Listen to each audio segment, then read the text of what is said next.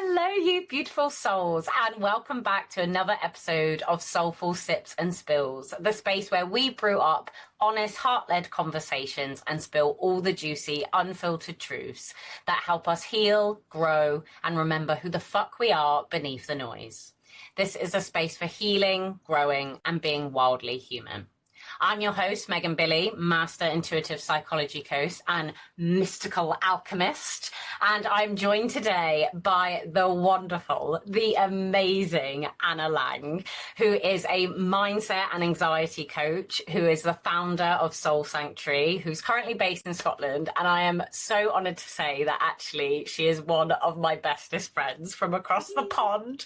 And Anna, I've been really, really excited to talk to you, to get you on here for a long time. We were actually joking about it the other day, weren't we? And I was like, I don't know if this is a bit cringe to say, but like I've had you in my journal a really long time. And I was like, you know, I'm so happy and grateful to have really supportive, lovely friends. And it was always like, Anna, and I'd chat to my partner about you. And he was like, oh, is that your friend in Scotland? I'm like, yeah. And I don't even think we were actually like friends yet. Yeah, she's my friend, I love her. And it just, so it's a bit of a pinch me moment, because this was once manifestation, a dream, and now I have you sat here, and I'm really excited to have you. So welcome. Thank you so much. You can tell by my cheeks that I'm so honored to be here. And I also was a little creep putting you in my manifestation journal.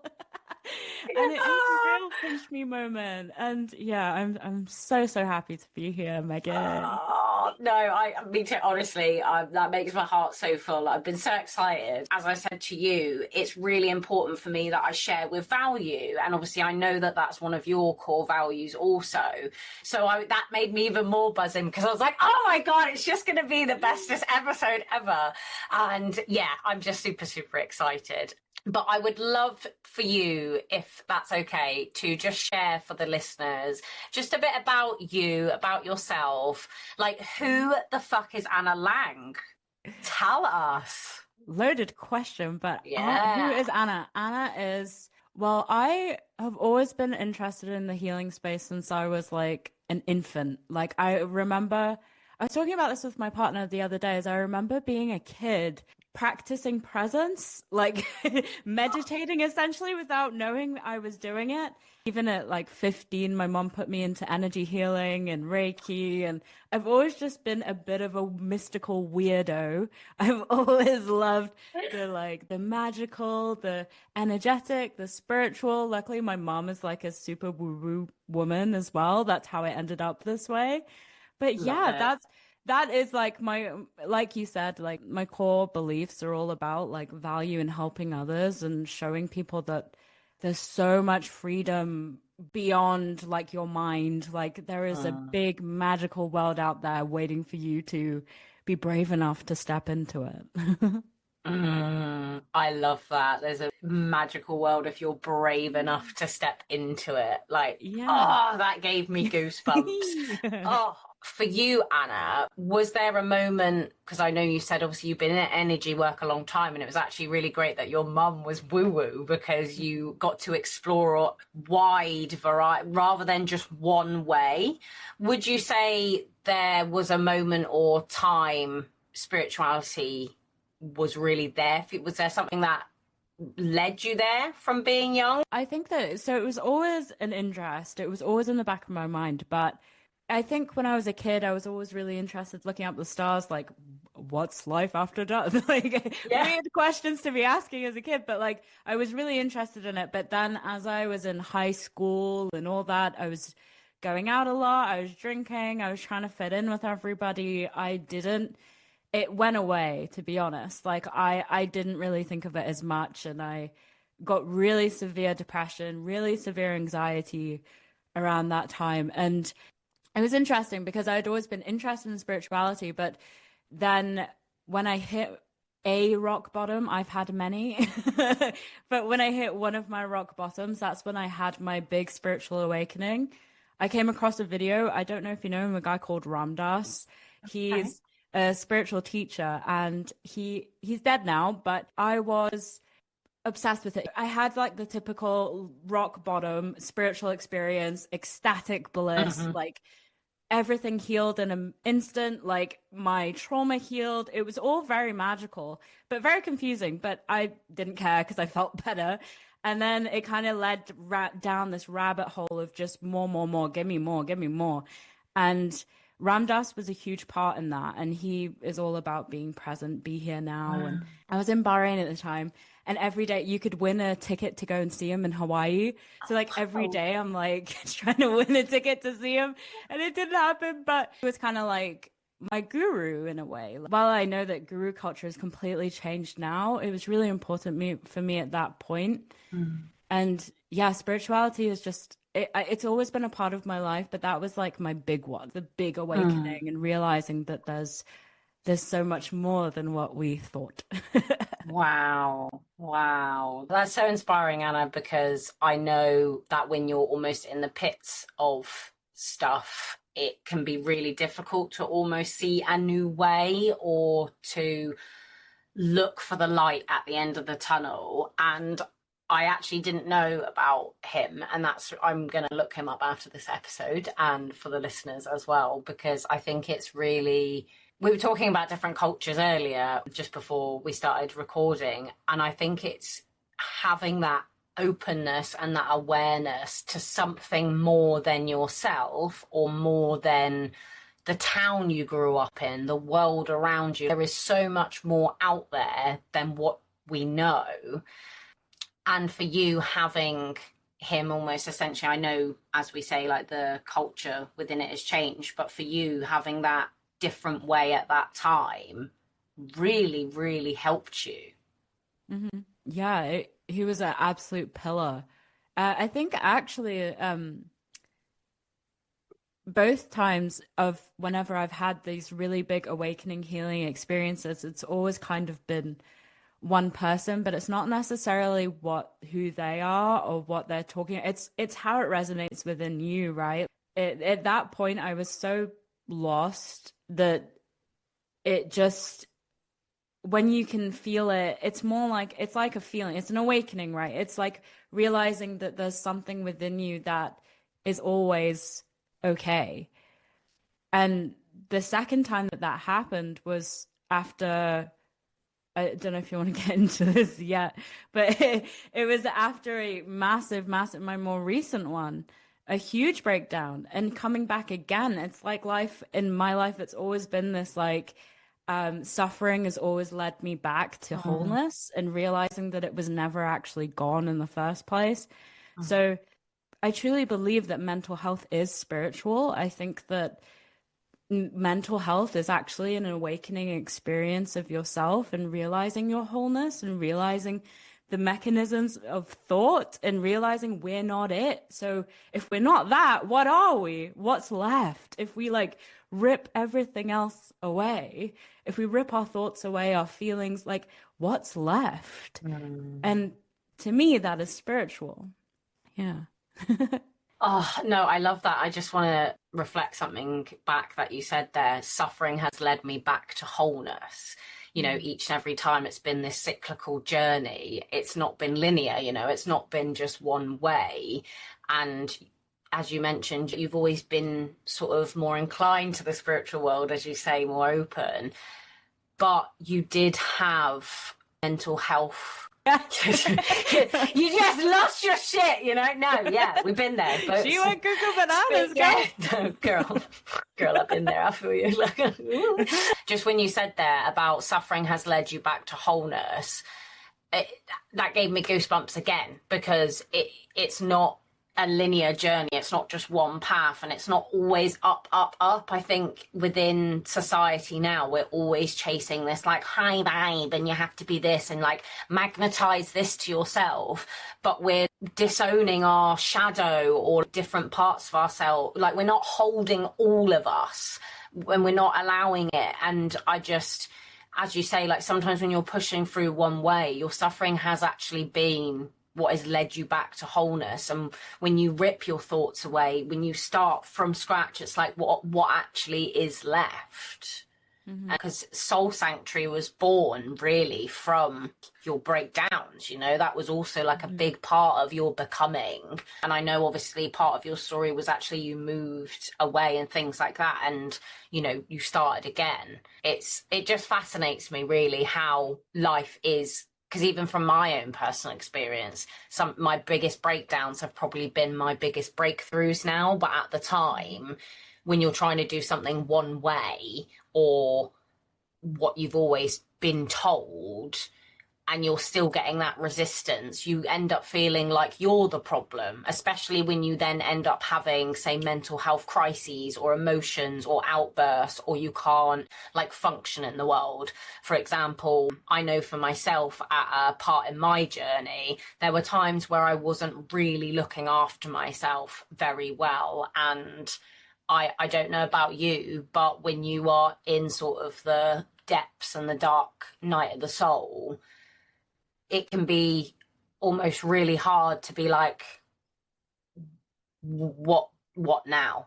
Like, what is this showing me? You know, because obviously we can be angry or shameful or whatever emotion it is, especially if we've attached things such as, oh, I've done it this way, I've been the good girl, you know, why has this happened? Did you experience that within your journey? Yeah, for sure. 1,000,000,000%. I mean, I had been a mindset coach and healer for years. I'd been doing Reiki for like, God, I don't know. I've been a Reiki healer for like 16 years now. I was helping these people. They were having these crazy experiences. And then I was having clients, and clients were having these really cool experiences, and they were doing really well. I was doing the typical mindset work, all the different like modalities, the breath work, the this, the shadow work, the whatever, like everything. Give me everything. And I got trained in everything because it was helping me at the time. But what happened was I had panic disorder. So I was having panic attacks every single day, and it was absolutely debilitating. But I was also, I don't know, I kept having these deaths and rebirths. They felt huge. Like it was like every month I was being ripped apart and then put back together. And I was also having these daily panic attacks on top of it. So I was really relying on these tools. And these tools had worked for my clients, but I always kind of had my own little way of doing things. And I always knew it wasn't quite what I wanted to do. I didn't really agree with all of the modalities. I didn't agree with traditional therapy and all that. We can get into that later if you like. Yeah. I knew it was going to be juicy. But yeah, so what happened for me is I'd become reliant on the tools. So I thought that I had to constantly regulate myself, had to constantly do these things. And my panic attacks were still happening. I was still having panic attacks, and I kind of knew I shouldn't be. If I'm doing all this right, why am I still having panic attacks? And it was last year sometime, and early last year, and I had one of the biggest breakdowns I'd ever had in my life, ever. I didn't even know how I was having such bad panic attacks. They were happening every single hour, and I didn't know if I could go on like that, to be honest. Like I was doing everything right. I was this coach, so the added shame of me going through something as well. And it was my best friend's wedding. My best friend's wedding was coming up, and I was the bridesmaid, maid of honor, actually. And I can't get on the flight. I can't go traveling. Like I'm having panic attacks. I can't even brush my teeth. Like I can't. And I felt this huge, immense shame. Luckily, my best friend is my best friend for a reason. She's freaking amazing. She called me, she said everything's fine, blah, blah, blah. But what was happening is I was just so confused, and I felt like such a failure and so ashamed, because I was like, if I'm doing everything right, why am I so messed up still? And I kept seeing other people and then me. So like other people have mental health issues, but mine are really bad. Like mine are crazy. Like I remember having a conversation with my partner saying, okay, if I get my biggest fear was psychosis, because I had OCD, and it was telling me that I was going to go into psychosis.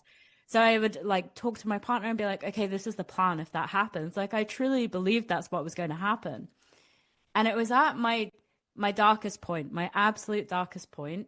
I literally was in that bedroom for hours a day listening. Luckily, my partner's a hypnotherapist and he made meditations. So the only thing I could do, I couldn't even sit upright.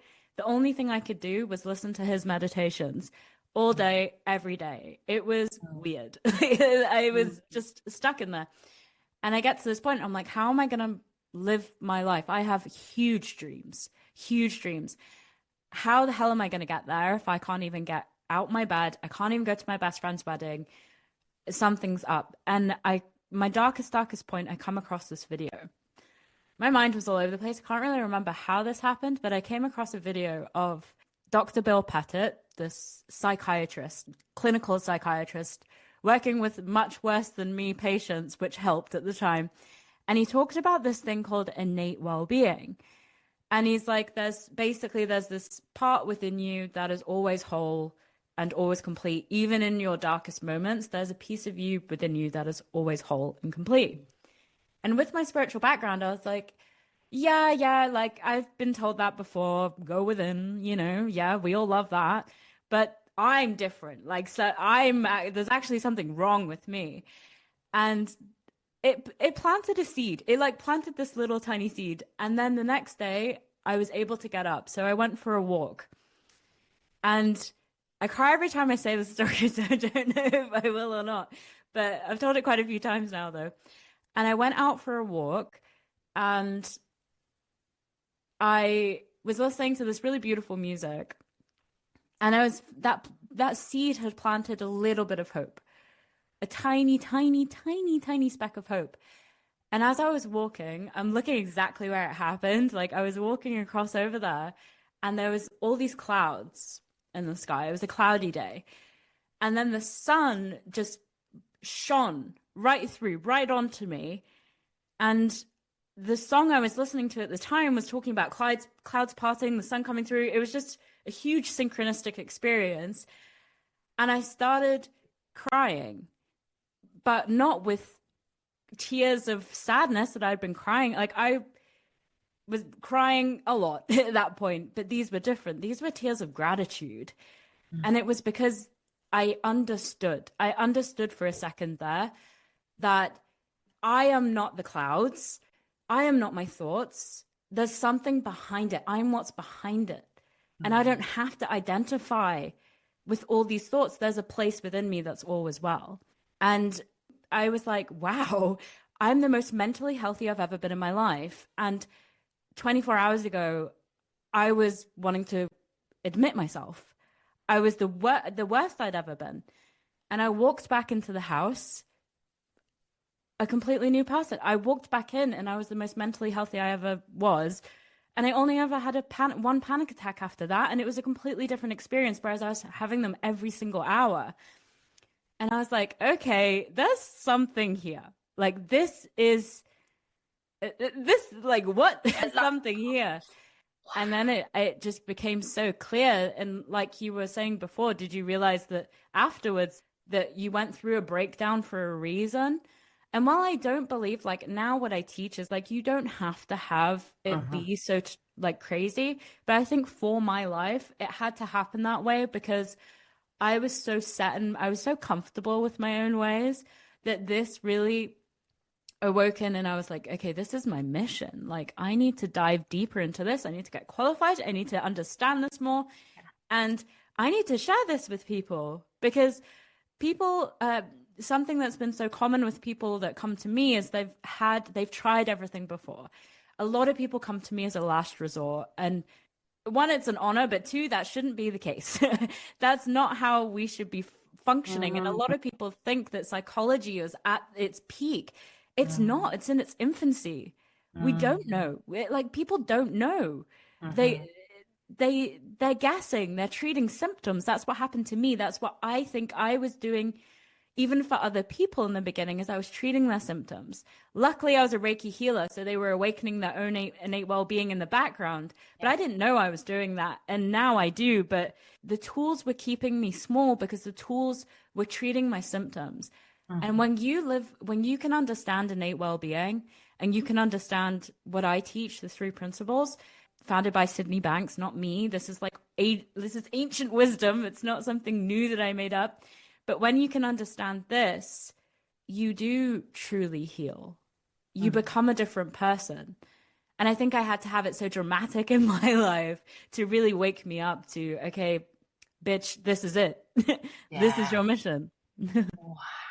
I love that, Anna. Thank you for sharing, because what a story of resilience and a journey back to finding your power. Because as you said before, although, yes, you've always been drawn to this world, but you were training in all the things, learning all the things, but actually still experiencing some really rough symptoms, and actually so much so that it was debilitating, panic attacks every hour. And obviously, as you said, you get to a point when you are trying and you're doing all the things, you're like, something's not quite right. And I loved what you said about traditional therapy. And although there are things you agreed with, there were things that you deeply knew intuitively, like, were not quite it all, and that there could be another way. And I love what you said as well about innate well-being. It's not some like new trend. It's ancient wisdom is being remembered and resurfaced. We're seeing a massive shift in consciousness that are actually, we're sick of this surface level, like, masking. We're sick of just putting a plaster on the problem. We need to get to that root need, that core, that root cause, so that you can almost pick it out. And that's what you did. You had a complete shift. And with the clouds, just having that synchronistic moment of actually, they can just pass on by. They're not always for me. I just think is truly, wow. I just want to say that first and foremost, because that's nothing to sniff at, especially as a mindset and anxiety coach. You treat people, I know you said as a last resort, which obviously is an honor, but it doesn't always have to get to breaking point. You can start to see the signs. You don't have to let it keep going on. Yeah. Yeah. There's so much hope. There's so much hope. And when I started understanding, say, like, with what I teach is also the role of thought.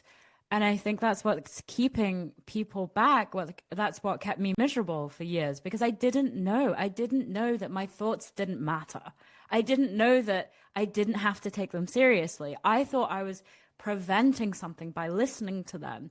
Also, being in the spiritual world, sometimes we get so caught up because we think it's our intuition or this or that. We have to listen, when really it's just thought. And there's so much hope, because once I came into this understanding, I wasn't even scared of psychosis. I wasn't even scared of all these things, because I knew that there is mental health within every single person.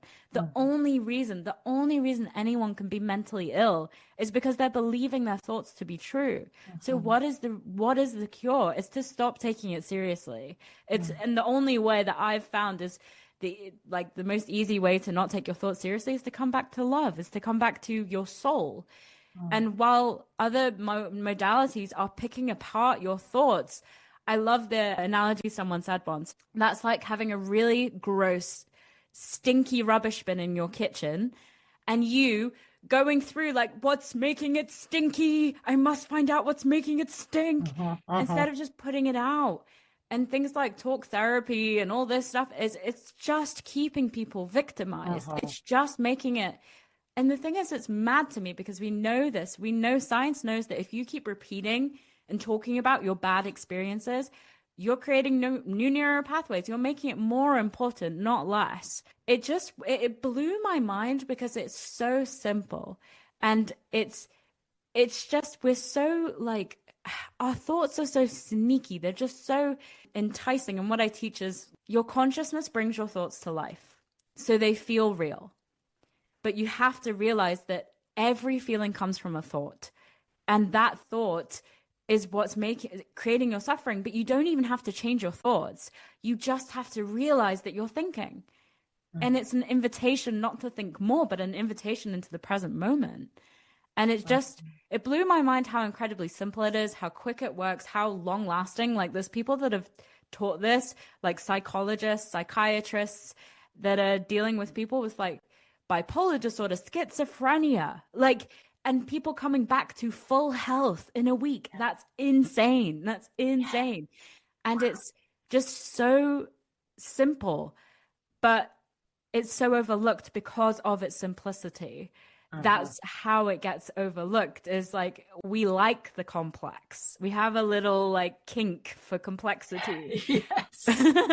When Yeah. really mental health is simple. That's what came through to me, and that's what I want to give to everybody, is the gift of mental health and them realizing that they already had it and that it's your thoughts. You do not have to take your thoughts so seriously. That is the key to healing, 100%. Oh, yes, I absolutely love that. It gets to be simple, and I too have clearly a kink for the logical and the understanding, and that it is sometimes that tug of war, isn't it? That you have to kind of keep coming back to what's underneath, because it's not, your thoughts aren't always true. Sometimes our thoughts we've collected from the people around us, the world, we've learned things along the way, or sometimes they were handed down to us and sometimes they're not even ours. So if we were to challenge them or to get underneath them and come back to love, it can be so, so different. And I love that you're challenging new ways of being rather than, I understand that everything has its place within the system, but I absolutely love that you're challenging a new way, because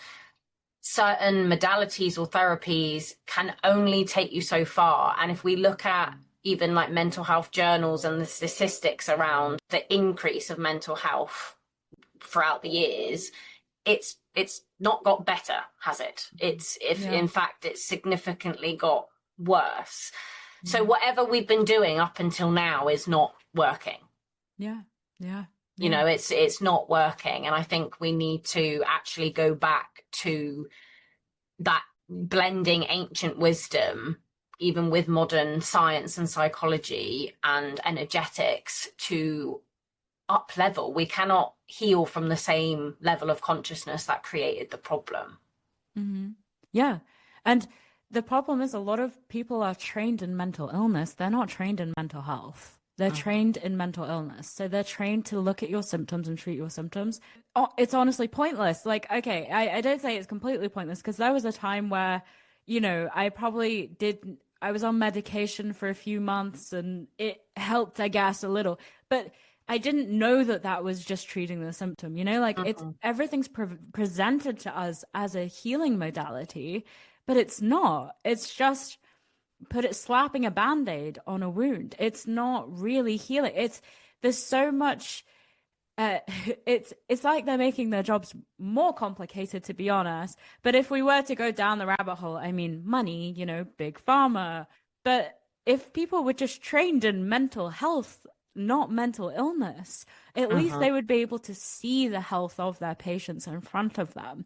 And that itself can be incredibly healing, because people are going into, there's actually this really cool story of somebody that was having panic attacks and actually was admitted. And she was young at the time, but she was in a mental health facility, and certain times throughout the day, they would go and just hang out. Like they would just eat together, talk. And she would realize like, oh, I'm mentally healthy when I'm sitting here talking with my friends. And then the person would knock on the door and be like, come on, it's time for your medication. Whoop, back into mental illness. There's so much reiteration of mental illness and not enough of mental health. Yeah. My opinion. I also have experience within mental health training wise, or like personally, and I do agree with you there that you're being trained to look at the symptoms and like treating the symptom rather than actually getting, as I said before, like underneath, and not like treating the person as well. And I think that for me, that's what actually really pissed me off, because I'd went into mental health to train to be like a nurse, thinking like I'm going to change the world, because I had my own experience with different things that kept me stuck, that kept me in that story, rather than actually healing and moving on. And that's not to say you're never going to be triggered again and you're never going to experience those things, but you can learn, heal, and evolve and be able to move in a way that isn't maybe as damaging or as self-sabotaging as what it once was. And I can, from personal experience, I remember feeling that pressure within the mental health system of like, I was like, this just feels like a crock of shite. Like, I just feel like I'm playing bullshit. You know, like there was so much more that you could do, or there was just a different way. And I found it was very like set and regimented for only this way. And we were always referencing something that was, you know, yeah, I'm very passionate also about it. And I think it's brilliant that you are spreading this awareness and creating such a compassionate and hopeful space for your clients, as well as just in your collective, because we need more people like that. So, I mean, thank you. One. Well, yeah, you can't heal something wrong with the intellect with the intellect. It doesn't make any sense. You need heart, soul, and yeah, I do truly believe that it's a spiritual experience. And even if people don't realize they're having a spiritual experience, they are. Like it comes from such a it's like going to a library to learn how to ride a bike. You can't solve this with the intellect. You can't solve a mental illness by thinking about it. Yeah. Talking about it. Yeah. Oh my God, I love that. Yeah, you cannot solve it just by thinking about it. And we are so programmed to always kind of write a pros and cons list and like, you know, for and against, and like really work it out and over analyze and like get into the depths of it, when actually if we can close down our eyes and go within and asking what do we need, we can cut through the bullshit. You know, it sometimes feels like magic, and that's what I love about intuitive psychology, as well as blending my other modalities, because it's not just plastering some wound on. You are actually getting to that core need, that root emotion, and clearing the charge. You're neither positive nor negative. You're not going to be so reactive or so swayed. Would you say for yourself, Anna, when it was, say, in the depths of it, and you noticed obviously your clients and people were still sort of experiencing the same thing again and again, when you started introducing innate well-being, what did you notice then?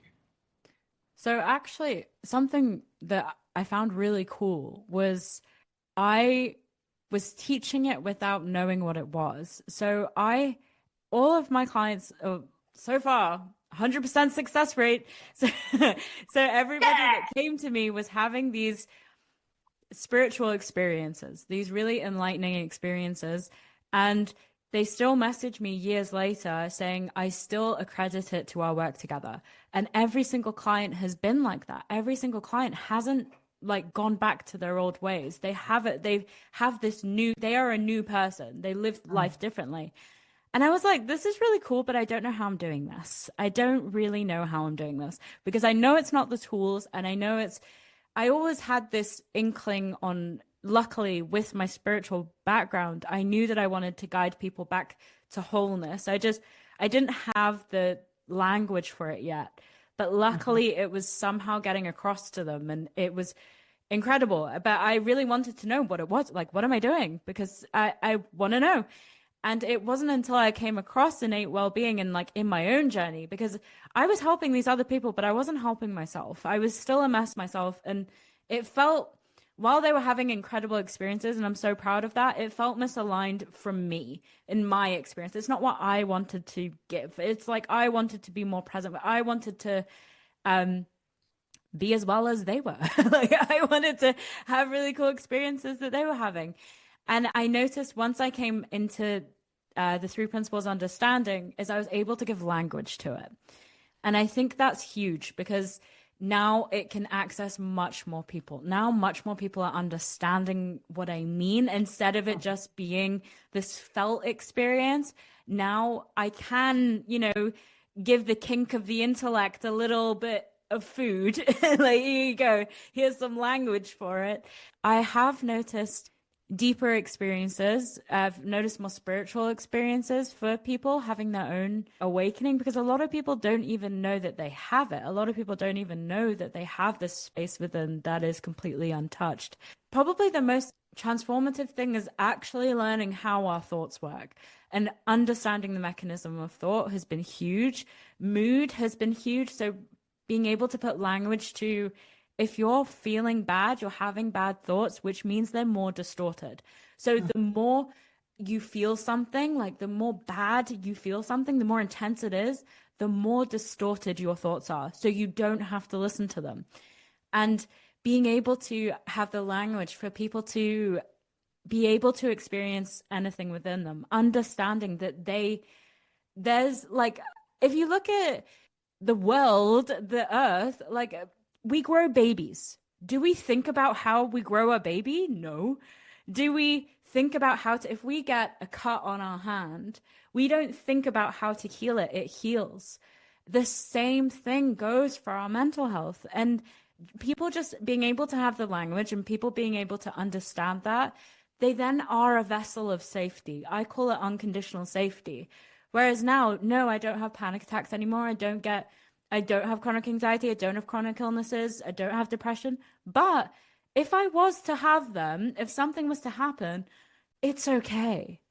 Like, I understand now that I'm okay to feel anything because my body is designed to go back into balance, which is why people sometimes get a little triggered by this, but I hate nervous system regulation tools. I hate them. And I think there's a space for them, right? But for me, they're pointless because you are then relying on a tool for something that is naturally happening. And what you're doing is you're just interfering with nature. Your body goes back into balance all on its own.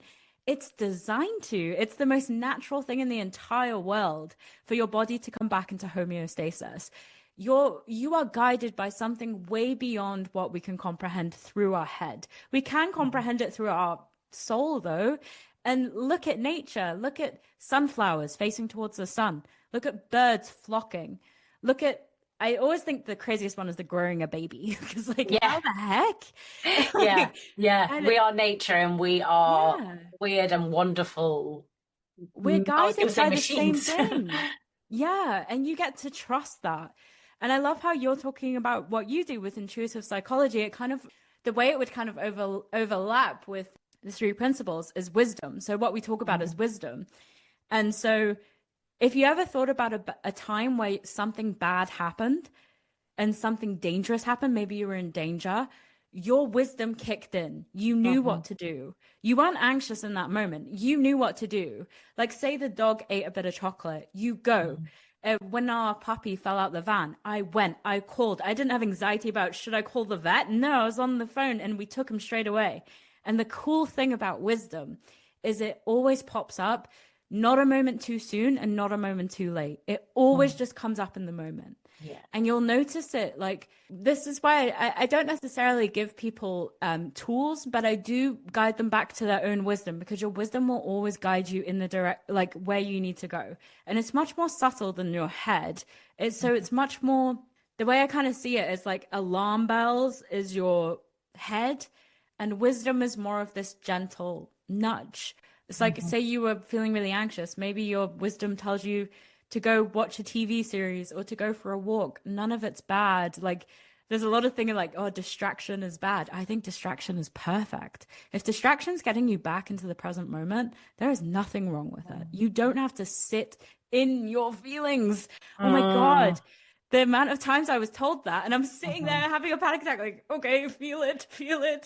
And you don't need to do that. You don't need to feel through your thing. Your body is designed to come back into homeostasis all on its own. You don't have to sit in your shitty feelings. You don't have to. There's times and places for sure, but you don't have to do that. Yeah. Yeah, no, I love that. I love that. Of course, there is a time and a place to sit with it. That's a lot of what you hear, isn't it? Well, just sit with it. And it's like, Didn't work for okay, me. well, and also it's also that how, like, Yeah, yeah, and what am I meant to do with it? We're not always, it's just we'll sit with it. Okay. I'm yeah, sitting and I'm still freaking out here. yeah. It's not always working, is it? So yeah, removing those barriers. I would love to know a bit more for the listeners, just about, because when you mentioned about wisdom there and that being one of the three principles, can you tell me and the listeners a bit more about the three principles, or Mhm. how can they, rather than maybe just sitting with the feelings all the time, or almost masking with whatever, like, technique or this, that, the other, how can we access the three principles? How can we experience this innate well-being that we all have within us? But Mhm. how do we get there? Like, how do we do that? So this is the question that I also had at the very beginning, and it's not an answer you're going to want to hear, but it's the answer you need.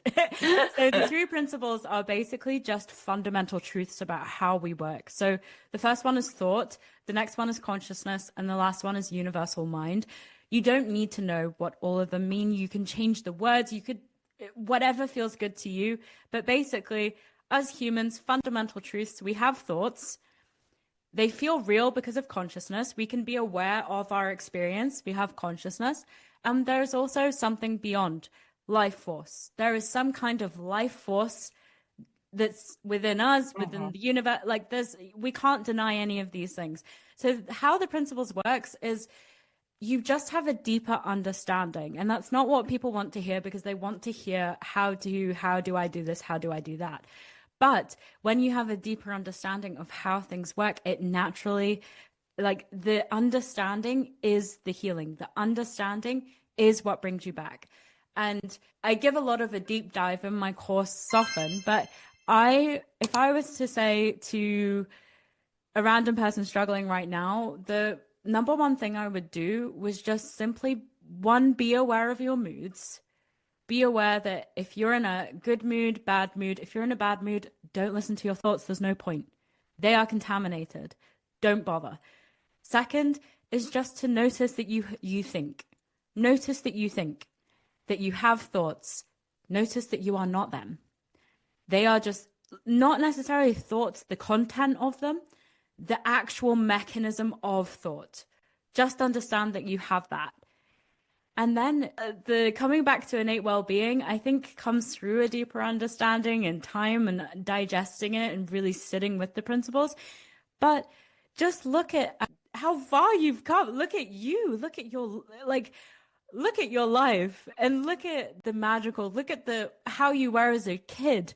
Like, if you remember when you were a child, you would get scared, you would get frightened, but you didn't have an anxiety disorder, you didn't have a depressive disorder. Why? Because you got present, because you weren't thinking about it and ruminating about it. You were just Mm. getting present. And I think the number one advice I give to anybody struggling is to know that you're safe. Anything that you're experiencing is safe. Mental, no matter what it is. I had panic disorder. I had really intense symptoms. Like, they feel like a heart attack. They feel like all these things.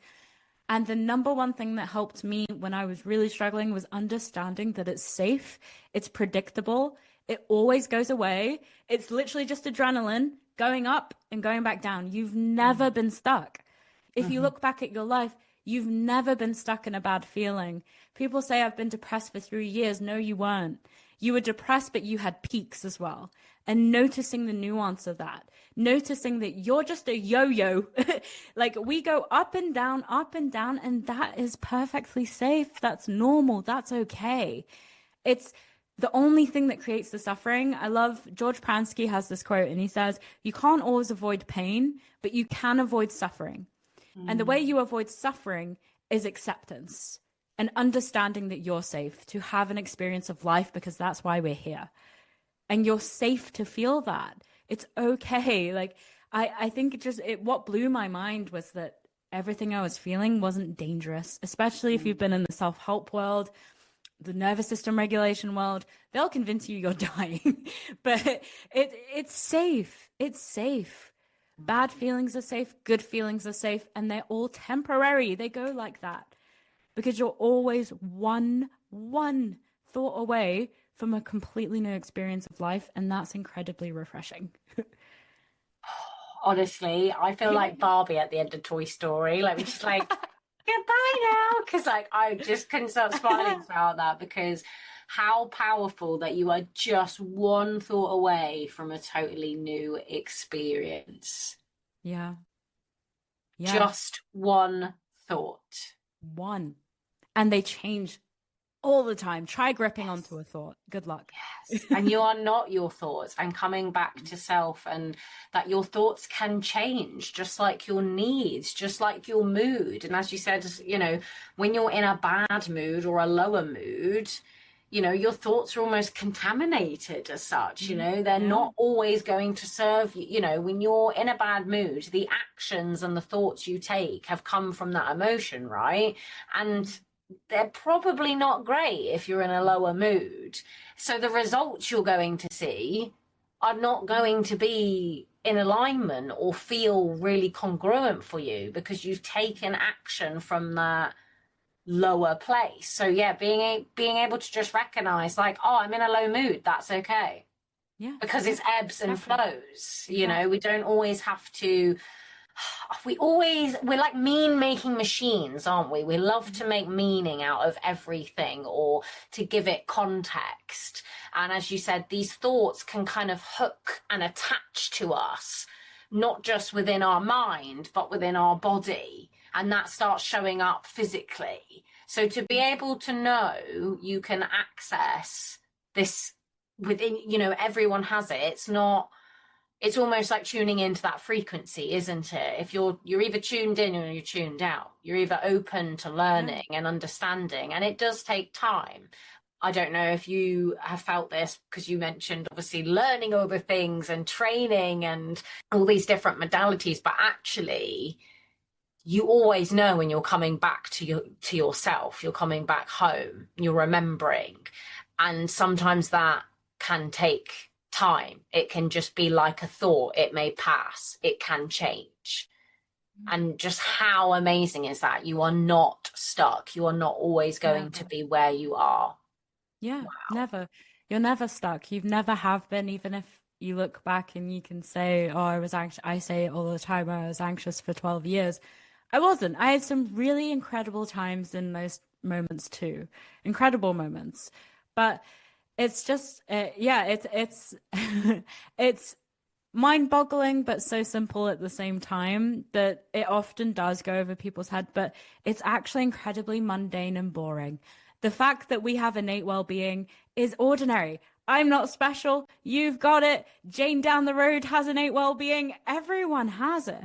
It's incredibly ordinary. And the reason we know this to be true is if you let everything go, what do you feel? Like if you just let your mind settle. Oh, a good analogy a lot of that people use is a snow globe. So if you shake up a snow globe, it's cloudy thinking, right? It's cloudy. You don't want to listen to it. And then if you let it settle, clarity comes. Clarity always comes back. And that is your innate well-being. It's not some magical, mystical thing on the mountains of Nepal. It's very ordinary. And we fall back into it all the time because it's what our bodies are designed to do. And we have these beautiful, like, thought is creation, right? Like, we're not our thoughts, but we are creating life through our thoughts. So our beautiful computer mind has its place. It's awesome. Like, we would not be where we are today without it. We're business ladies. We use our intellect a lot, but it's not, when it comes to mental health, it's useless. It's useless because you've created it from there. And it is a meaning-making machine, and it is part of our survival, our monkey brain. That's not where mental health lives. That's where it's created, and you can't heal something like the going to the library to learn how to ride a bike. It doesn't make any sense. You have to do. You have to be. That's why a lot of what they call is, I kind of see the brain as like our computer, and universal mind, which is the intelligence behind life that grows a baby, that turns the sunflowers towards the sun, that makes a heart beat. That is the mind I'm trusting. And that's the mind that everybody has trusted their whole life. The beautiful thing is, you've already been using these principles. You've already, like, it's just an understanding that takes away all this suffering. And to know that you already access it. Sometimes people ask me, okay, how do I access it? You've already got it. You're already there. The only thing that's convincing you you're not is your thinky thoughts. You're taking them too Mm. seriously. Yes, I love that. You're taking them far too seriously. Honestly, I could chat about this all day, and I just love your honesty about it, and it's no fluff, no BS, because I find within this, like as you said before, within this culture, whether that's like health and well-being, spirituality, I found it a bit of almost a wild west at points, and it can be quite difficult to almost tune in to actually what is right for you and what is just another sort of another quick fix, another, as you say, plaster on the wound. And from my own experience, I think that's why I was always guided back to self and trusting myself, because as you said, we are nature. We instinctively know what to do, whether it's the sunflowers facing the sun, whether it's, the seeds cultivating under the soil, given the right conditions, the right time, the butterfly, you know, we instinctively know what to do. I think that is just so powerful, rather than leaving it up sometimes like the next thing. We don't want to always sit with it. We don't always want to stay there. And I think it's just so powerful, because you don't have to. You don't have Yeah. to do it. If it doesn't feel right, then it's not. And it's quick too. Like, this way of healing is quick. Like, there's been clients that have come to me, they've been in therapy for like a decade, and in 3 weeks they're a brand new person. Like, I wouldn't say that with my chest if I didn't believe. Luckily, I've been through this traditional route and the new age Mhm. route. So luckily I kind of have had so much shitty experience that I can just be like, hey, look, they've been guiding you to something outside of yourself. Guess what? I did that. It didn't work. This is what worked for me. And it's actually really simple, really easy, and it works really quickly, and it has lifelong effects. Like, the people that are teaching the principles are like, there's people in their 80s, and they are still happy present people. And the mystics have been saying this since the beginning of time. Mm, It's mm, go within. Like, guess what? The answer is love. Sorry, spoiler alert. But it's quite easy to go over people's heads, which is why I think the principles help, because mhm, it does give it more of a modality feel. It does give it more of a structure that I think people are craving, but they're just not. Modalities and things can give the ego a bit of safety, mhm, but people aren't getting the results they deserve. Like, I'm sorry, but managing your anxiety is not enough. These people are mhm, suffering. These mhm, people are suffering. They need something that actually works. They need mhm. people to step out of their egos and actually give them something that works. Yes, And yes. that's what I hope to be for people, being through it myself as well. I know that people, they are suffering, and they need a solution that actually works long, Mhm. like, for the rest of their lives. Yes, rather than, as we said before, yes, you may get triggered by something again. It's not to say that you won't ever get triggered by something, but actually to not to be stuck in that, Mhm. because and for it to stay in this cycle, and it doesn't have to keep repeating itself, because very much like in your journey, you were doing all the things, whether it was the breath work, the modalities, the techniques, the this, and it was not working. What Mhm. do you wish someone had said to you, like in the depths of that? You're safe. You're safe. You're safe. To everybody, you are so much more powerful than you've led to believe. You're so much more than your intellect. And it doesn't have to take time. Wisdom, one thought away. one feeling away. You're safe, one, to feel bad, but also feeling good is one thought away. And it's just incredible how big life can get when you understand that you were meant to be here. You are a beautiful creature of this universe. You're supposed to be here. Life wants you here.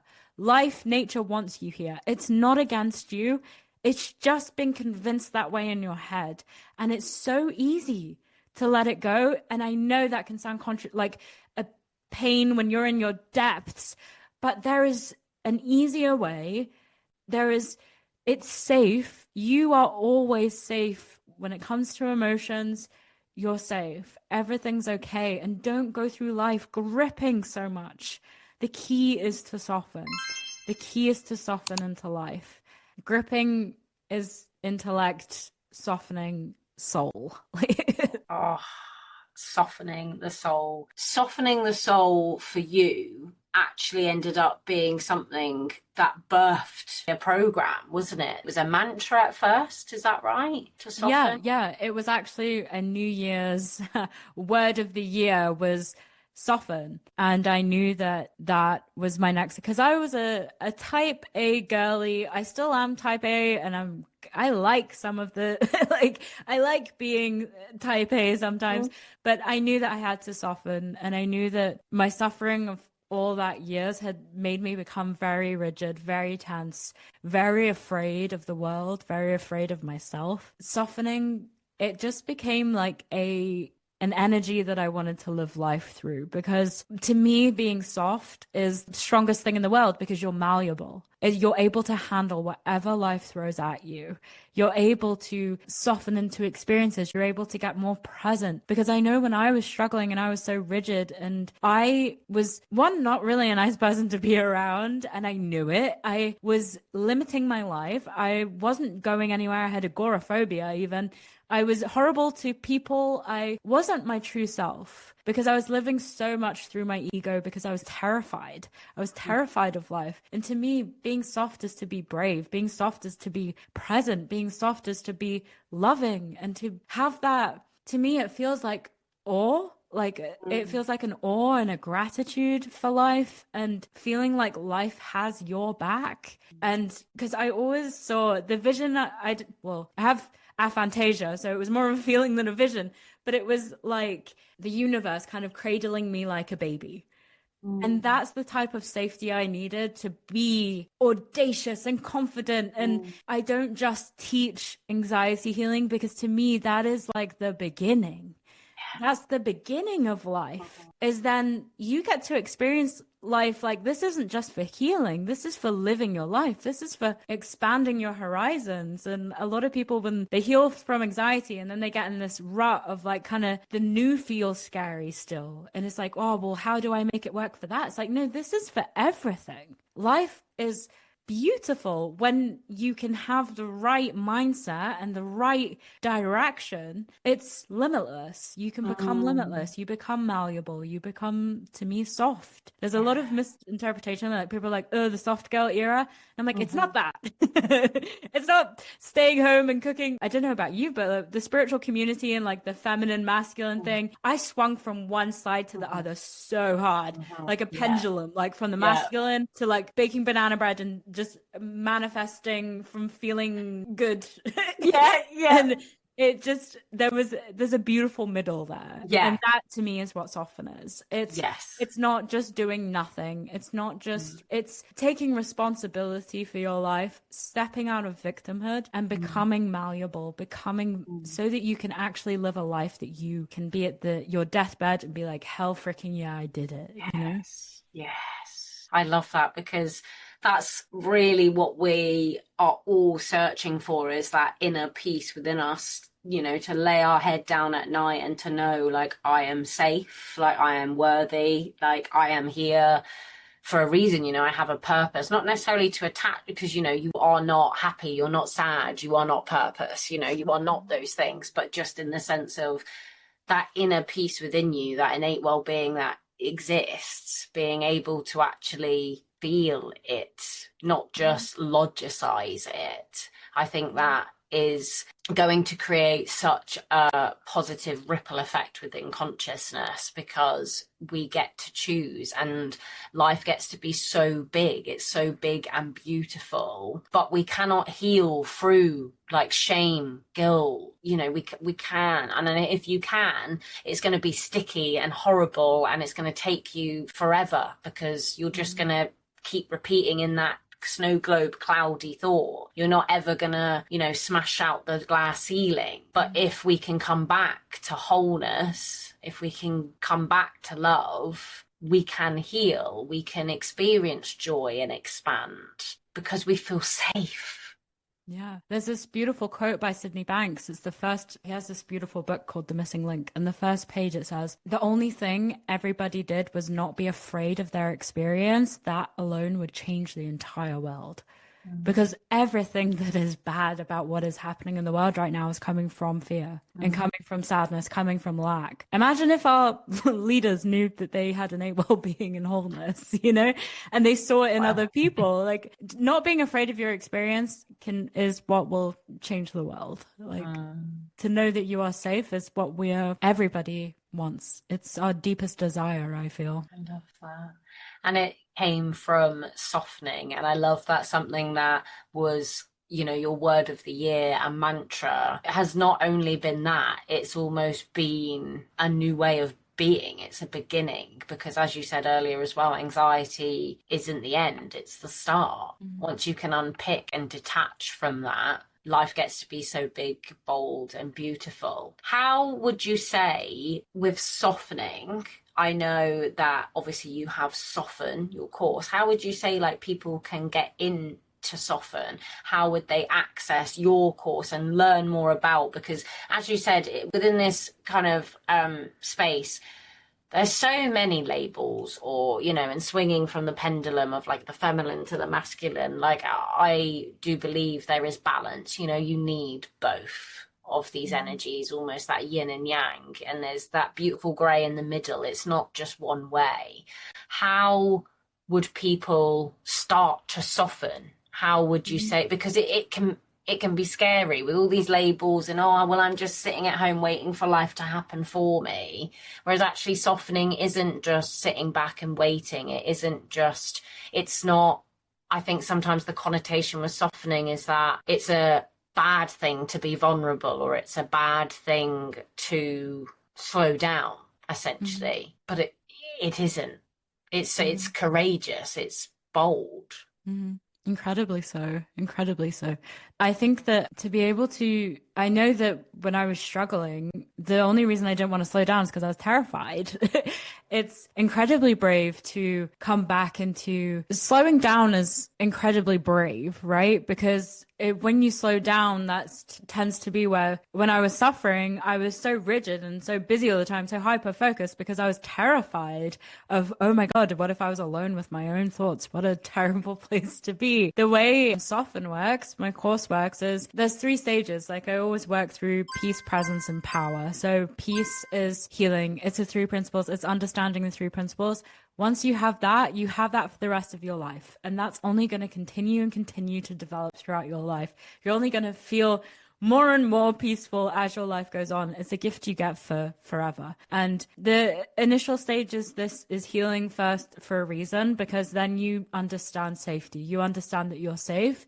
And you get rid of all that junk, you get rid of all that fear. And from this new space, from this space of safety, you then get to something that I don't see often, as people have these anxiety healing and stress courses, but healing is fun, but then what do you do? So a second is presence, which is all about self-discovery. And I see it as going from your survival self to your sensual self. So you're using your senses again, because you've numbed yourself out. You've had all these coping tools, and it kind of gets to a point when you're like, you have this beautiful awakening of safety and you're healing and things are getting better. And you're like, okay, who am I? Because if I'm not my survival self, who am I? So then there's this whole module on self-discovery. And by the way, throughout like all of this, there is a Telegram group for active like sisterhood and questions, and because it is something that the beautiful thing about the principles when you're understanding this is you're going to want to ask a lot of questions, because that's how I learned, and that's how I understood it deeper, was asking questions. and dropping your insights. And like once you drop your insights, that could then awaken somebody else's insight. And then it's just this beautiful, beautiful thing that just keeps on giving. And then once you kind of have an idea of who you want to be, who are you without all that? Who is this sensual self, this one that wants to experience life? Because a lot of the time when you're coming from anxiety, you just want to shelter. You don't even have dreams because you are too scared to have them. So then you get to discover, who are you? And then after that, you get power. And that is where the audacity comes in. That's where the confidence, unshakable confidence comes in. This is where you are able to expand without always contracting. It's about bravery and courage and actually taking the steps. And it helps to have a community behind you as you're doing that, because it's also got in there as well as about the wobble. A lot of people will have a little wobble every now and again, and they kind of forget. So it's a space to come back, to remember, to always be plugged into this beautiful space of wholeness that is not just healing, but is also your development as well. Because I truly believe that, like, well, the safer you feel, the bigger your dreams get. And why not go get them with this backed, like to know that you are backed by this intelligence of life that you've always had. Beautiful things can birth from that. Like clients have become freaking incredible humans doing like, I had one client that she couldn't leave her room, and now she was just in, what's that place called near the North Pole? she's doing like marine biology, and like she was traveling all over the place. She got engaged. She's like living she says her childhood dreams. And there's so much out there that could happen for you if you just had that little space of nourishment, reminders and expansion and safety. The world is your oyster then. Yes, I love that, because when we have the idea possibly to soften, or we start to get this inkling of like, there is another way, I don't want to keep feeling this, I don't want to keep experiencing or living this way, because actually, yes, those ways may have protected us at some point, but they end up suffocating us. So to be able to expand and grow and just move through life with more joy and experience, I don't even have any words, because yet it's something that we can be so fearful of because of, like you said, how the fuck am I going to sit with my own thoughts in my own mind all by myself with no distractions, no outsourcing? What if I'm actually a really horrible person? What if I cannot handle it? What if I feel all these big things and I'm back in that anxiety, I'm back in that loop, I'm back in that depressive episode? But really, consciousness will show you what you are ready to handle always. And as you said, it's like we are nature, we know what to do. And I just think it's amazing that having that community within Soften, to be able to tap back in, because we do forget. We're a human, right? We're living in this human vessel, and unfortunately have to sometimes be a part of the ways of the world, and we can lose it along the way. So to have a community where you can tap in and be reminded that you do have all the answers, you are love, you have the power within you, but to do that alongside others with actually the power of vulnerability, really, because when you share your insights, and I know that for me actually doing Soften myself, at first I might have been a bit hesitant to share, because as you said, and as we've both said, it can be like, what if they think this about me, or like the attachments, the beliefs we hold. But really, when we can come in community and know that we are all just human and these are all just our thoughts, it just ignites something.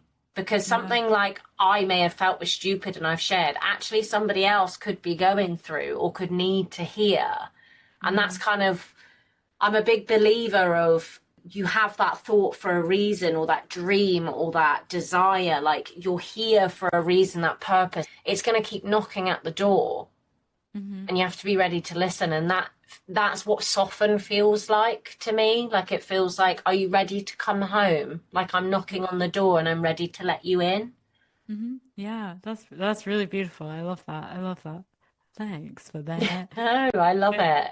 I love yeah, it. it really is just like a coming home, but once you come home, the world is a whole lot bigger than you thought Yes. and a lot safer too. The world Yes. becomes a lot more manageable, more than manageable. It becomes a place that you get to play again instead of suffer through. You get to then dance and play and be more childlike. A lot of things is like coming back to how we were as children, is being able to have this beautiful curiosity again, drive again. And it's a shame that we so many people have lost that through their believing their thoughts and taking them seriously and developing these illnesses. But I want people to know that there's so much hope. There's so much hope, and it can be a lot faster than you think. And yeah, it's beautiful. It's beautiful. It is so beautiful. I have honestly loved diving into this like on a much deeper level because it it just I've got goosebumps. Like I say, I've got goosebumps. It's because it's that remembering and it's cutting through the noise, the bullshit. It's not just a quick fix, and it's not something that only, you or I could achieve. Like, it's not as if we're special. It's not as if some people don't have it and you do. Hmm. It's that like universal life force energy, like It's built into universal. us. Yeah. Yeah, like it's just a part of us. That's how I see intuition. It's everybody has it. Hmm. It's whether you like work that muscle. And I wonder if that's also almost like softening as well, because when we've learned how to be a certain way for all this time, it's a pattern, it's a habit. But Hmm. really, if we can unshackle from those things, we actually Hmm. get to return to that childlike joyous nature. We want to play and explore and enjoy Yeah. rather than being from a place of restriction. And I just think what a wonderful world to be in if you could just soften. Hmm. And I know that the listeners will absolutely love that. And I'll be sure to drop all the links and how to work with you in the show notes because, and I'm probably biased because I've been in Soften, but if you're not in Soften, get the fuck in there because you're mucking about now. Honestly, it's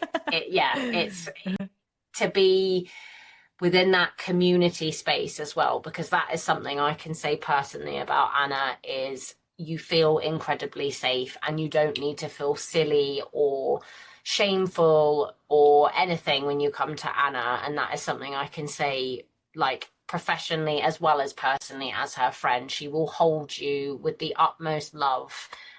So yeah, please don't hesitate to reach out to her because what a woman you are. Oh, thank you so much for No, you're that. most welcome. It's all true. Now, I do have some funny questions for you as Okay. well. I say funny, they're not funny. What do you mean? They're So I was like, hilarious. they're not hilarious. If your soul had a drink order, because as you know, you're on the Soulful Sips and Spills Mhm. podcast.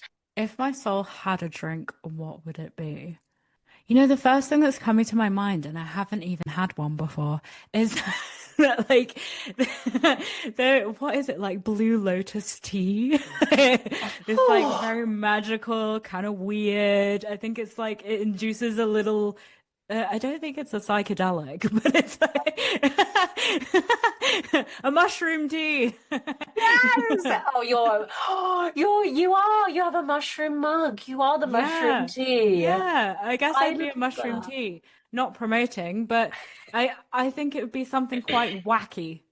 Yes, yes, I feel that. You're like whimsy, wacky, wonderful. Uh, I love that. Or a blue lotus, little mushroom tea. I love it. I love it. Now, this one is a bit, it could go either way. What is a guilty pleasure of yours that actually turned out to be a medicine? a guilty pleasure that turned out to be a medicine. A guilty pleasure that turned out to be a medicine. This is a bit weird, but the first thing that came to my head was like rescuing animals.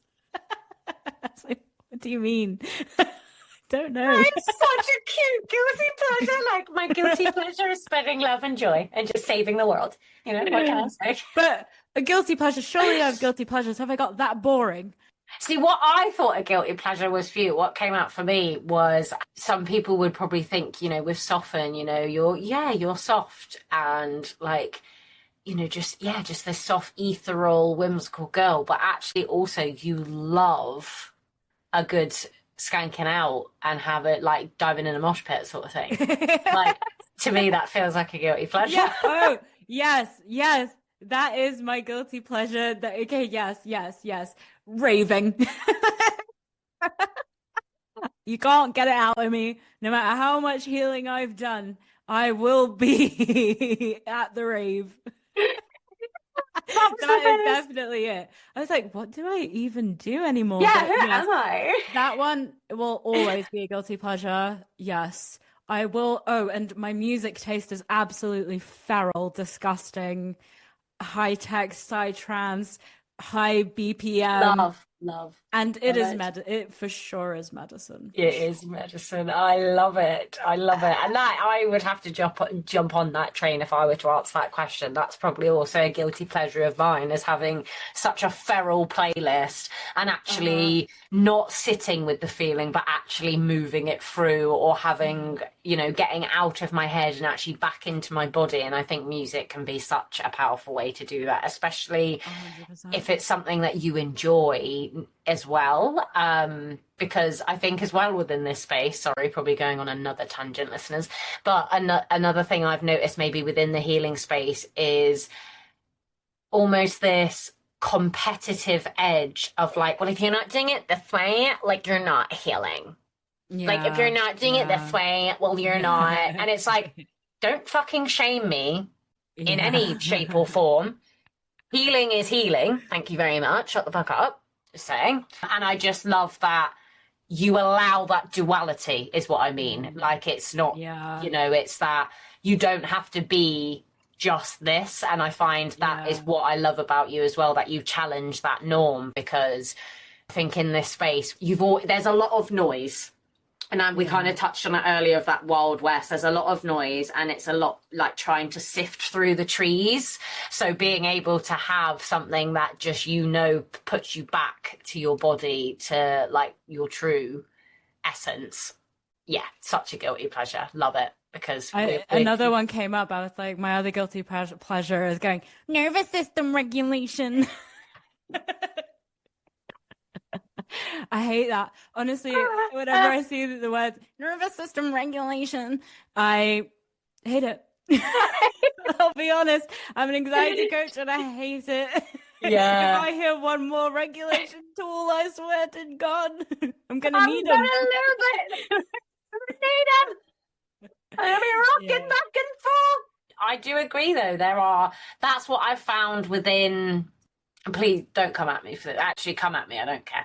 I mentioned it even with the IPA girls, that I hate the labels of things, as you were saying, with modalities and stuff. Maybe this ego place of everyone is just throwing a label on something, whether it's like nervous system regulation or whatever it is. There's always this sort of label on it, and I may have said it before, but I feel like sometimes it's losing like its resonance, like Mm. that, the words are losing their meaning. Like sometimes if you say, my friend hates the word authentic, for example, like she really hates it. And she was like, I know that's like your whole thing about being your authentic self, but like it really fucks me off. And I was like, That's like, hilarious. sorry? And she was like, no, I don't mean you. I just mean like this word, or like you can feel the truth. Sometimes people are throwing around these things and it's lost their meaning, whether it's like intuition, innate well-being, authenticity, like whatever it is, sometimes they're losing their resonance. So yeah, I just love that. It's a good tip for anyone listening. If you're looking for a coach, just watch a few of their videos, and if they just spit jargon, Yeah. pick someone else. Yeah, yeah. They're selling you sort of a story of, I don't know, like I made 10K months and I just did Oh, X. did you? If it feels too good to be true, Mhm. it probably Yeah. is. As the Yeah. saying goes. I know that's probably another tangent, but yeah, it just feels like a bit of a Wild West out there. So I just love Mhm. that we can come back to actually that wholeness rather than like and cutting through the noise. And my other question for you is, what's the most unhinged thing you've done in the name of manifestation, in the name of calling something in? I can tell this is going to be good. The nervous giggle of like, ooh. Once after doing the deed with my partner, once in climax, I was like, we should be think of something you want to manifest right now.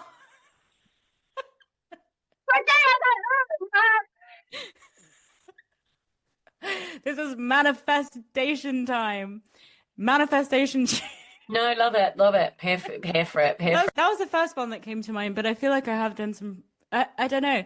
Manifestation to me is always a fun one because I feel like manifestation is just play, creation. Yes. Find out.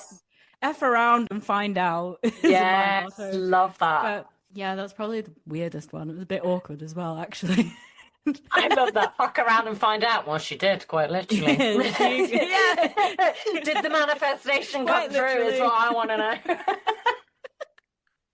But I love that. It's play. It's whatever you want it to be. Sarah, one of our previous guests, shared that actually her and a friend, to manifest like the boy they liked, they wrote his name, I think, on the bottom of their shoe. Wow. That's giving me Toy Story vibes. Like, yeah.